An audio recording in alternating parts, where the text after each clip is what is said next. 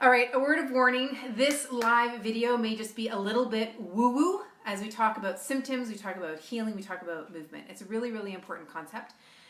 A lot of people don't necessarily want to listen to it because they think that their symptoms are simply symptoms, meaning that something needs to be fixed because something is broken. And that's not the case at all. Symptoms really are a signal, a communication mechanism, the way I see it anyway, between you and your whole system and your whole being. And they are signals, sometimes very loud and obnoxious and annoying and agitating symptoms, to let us know that maybe we're slightly on the wrong path and we need to be brought back onto the right path. And sometimes they're just these little quiet nudges. And these are nudges that sometimes we push away or push aside.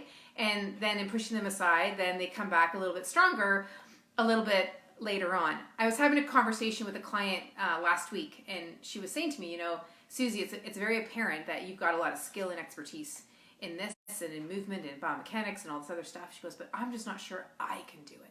I'm not sure I can actually make this movement across this crevasse, because so often symptoms are this, like I said, this thing that are something that means that we need to fix something. And yes, that there's something that needs to be changed, but it's not that we're trying to get rid of symptoms. But if we sit quietly enough and pay attention to what the symptoms are asking of us, then we can start to open up into this new normal, this new realm. A lot of people think that what I mean by that is that they have to take stuff away from their life. They have to restrict their life. They have to constrict their life because of the symptoms. And I'm not saying that at all. Think about it this way. Think about this layers or a ladder. And so you're operating at this level. And when you're operating at this level, then symptoms come about. The symptoms, you could think of it this way, as saying, okay, you have operated really well at this level. Now it's time for you to operate at this level.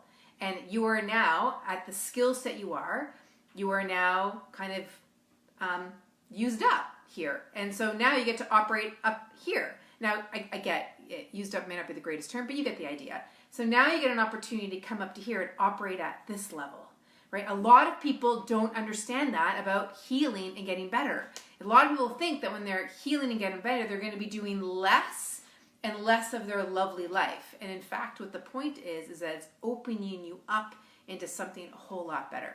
Let me give you an example. When I was younger, I was an elite athlete, and I was very, very good at my chosen sports.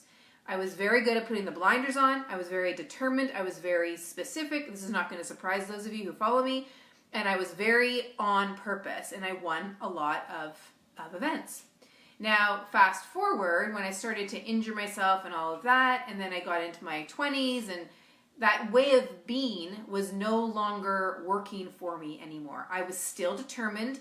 I was still pushing myself. I was still very driven. But I didn't have to keep the blinders on. I didn't have to do it at all costs. So the all cost mentality, the all cost of behavior of how I utilized my energy when I was highly competitive was no longer working in my later 20s. Then, as I've moved in through my 30s and into my 40s, I've been able to channel that energy even more. So it doesn't take away. Those of you who are ambitious and determined, this message is specifically for you, is that you're being determined and ambitious. Someone may have told you that it's getting in the way of your healing. I think the absolute opposite. It's all just a matter of channeling it in a way that really serves you. And that's where the symptoms that you're experiencing are letting you know that you're either pushing yourself too hard or you're pushing yourself in a way that's actually not getting you the result that you wanted. Yes, even if you're someone who is so good at pulling up their bootstraps and carrying on and keeping going, that may have worked for you in your 20s and your 30s, but at 50, it's not necessarily working for you, which is why you're probably watching this video. And so then you're wondering, well, I don't know another way. I don't know how to do that another way. And that's where I can help. That's where listening to the symptoms can be so, so important. And it's how you listen to the symptoms. Now, I realize that for some of you, this is not a conversation that's often spoken about. We see symptoms as being something is broken and it needs to be fixed. Yes, symptoms are a sign that something is up, but it's not necessarily something that is broken. It's something that's enabling us to get to that next higher level.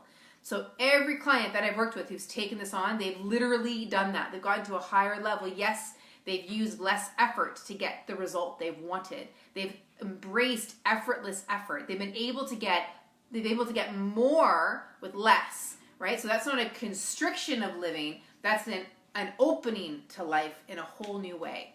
So here are some little things I want you to consider as you kind of ponder and chew on this. And the first one is this. When you feel your symptoms, ask yourself these 3 questions. The first one is this. What are you here for? Now, it's not getting angry at the symptom, and it's not like saying to it, what the are you here for? It's like literally like, okay, you're here. Welcome them into your space. Don't just push them aside. Don't just shove them aside, because they're just going to come back louder. We all experienced that before. So just ask it, what are you here for? What are you here? What do you want me to know? And then what do you need? What do you need? And the third question is what action do I need to take?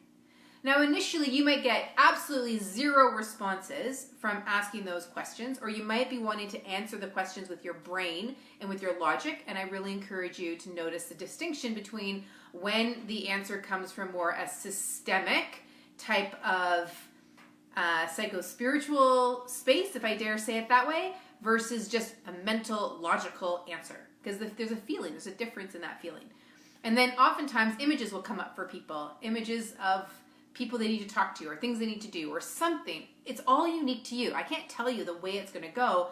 All I can tell you is if you start asking those questions and you start taking a pause, if you start getting quiet, if you start listening, it'll be really interesting for you to see how this starts to open up for you. It's very, very cool. And it means that you don't have to struggle so much anymore with the symptoms that are here in your system that are asking you to start to up level, to start to open up, to start to just express more of the you that is you. I'll finish with this final note. You are the same you, just like I, and I'm saying I, from the time I was born up until this point. That you, that I, is consistent throughout. That in of itself is not going to change. That energy is not going to change. How it's expressed, that's what's going to change. So when you feel those symptoms, it's your opportunity to start to evolve into that space. If you need my help, send me a direct message. I'm happy to support you. Okay? Take care. Have fun. Until the next time.